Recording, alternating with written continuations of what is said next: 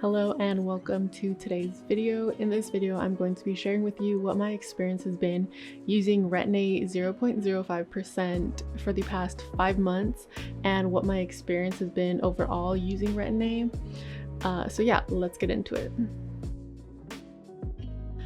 I have been dealing with severe cystic acne for a few years now, and it tends to just show up on my cheeks, on my jawline, and sometimes my chin if my skin is doing really bad or if I'm having a really bad flare up.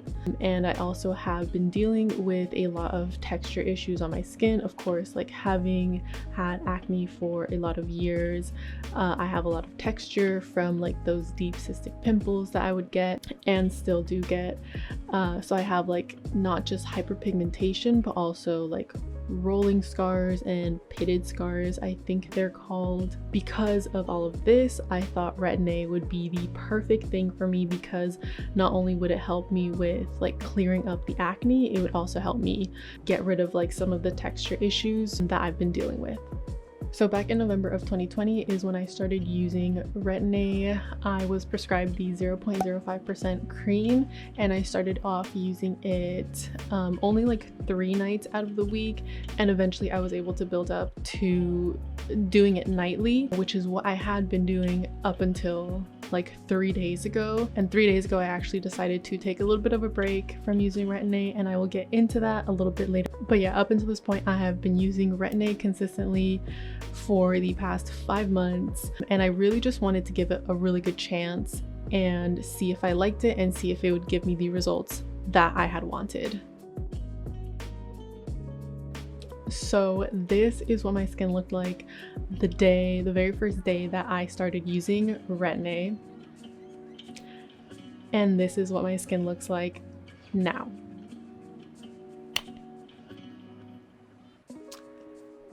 Yeah, so it's pretty bad right now. It's funny because in the last video that I made about my Retin-A experience, I thought my skin was super bad because it was purging, and it has literally only gotten worse. I feel like as soon as I started using Retin-A, my skin just started purging, and it feels like it just never stopped. So I'm dealing with a lot of hyperpigmentation because obviously like with the purging comes pimples, and when they go away it leaves a lot of hyperpigmentation. I've been dealing with like a lot of closed comedones and whiteheads. I've been dealing with a ton of whiteheads, and also like very deep cystic pimples that just take forever to go away. My neck also started breaking out, which is pretty crazy because I don't even apply the Retin-A to my neck. I've been getting a lot of like whiteheads, closed comedones, blackheads, and even deep cystic pimples like down my neck, which has never really been too much of a problem area for me in the past, but since I started using Retin-A, my neck has been breaking out like crazy. So yeah, overall my skin is just feeling super congested right now. As you saw, my skin was getting super congested to the point where it was becoming a problem, and at this point it had been like 5 months into using Retin-A, so that's when I knew that, you know, this wasn't just purging, and I knew that there was something wrong. I was honestly getting super frustrated because I was like, I'm using this product that's supposed to help me unclog my pores and help me clear my skin, and I just feel like it's doing the exact opposite of what it's supposed to be doing. So that's when I decided to do a little bit of research. So I started Googling, going on Reddit, and just trying to figure out like what's going on, like what's in this cream that is making me break out. And it turns out that a lot of other people have also experienced the same thing with Retin-A cream, like specifically the cream formula. In particular, there's this one ingredient that is known for clogging your pores. It's called isopropyl myristate. I believe that's what it's called. I'm not exactly sure, but I will put it on the screen so you know what I'm talking about. But apparently that ingredient is in some of the formulas of the Retin-A like creams. As soon as I found this out, I went and checked my Retin-A's ingredient list, and lo and behold, there it was. All of that being said, I have a very strong suspicion that my Retin-A is breaking me out due to that one ingredient in particular.